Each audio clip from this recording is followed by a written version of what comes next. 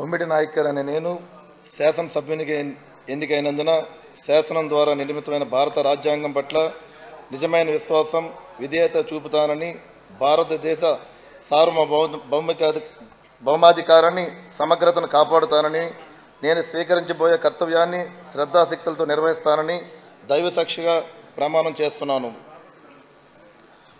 ఆంధ్రప్రదేశ్ శాసనసభ సభ్యుడైన బొమ్మిడి నాయకర్ అనే నేను సభ నియమాలకు కట్టుబడి ఉంటానని, వాటిని అనుసరిస్తానని, సభ మర్యాదలను పాటిస్తానని, సాంప్రదాయాలను గౌరవిస్తానని దైవసాక్షిగా ప్రమాణం చేస్తున్నాను. శ్రీ నెహ్రూ జ్యోతుల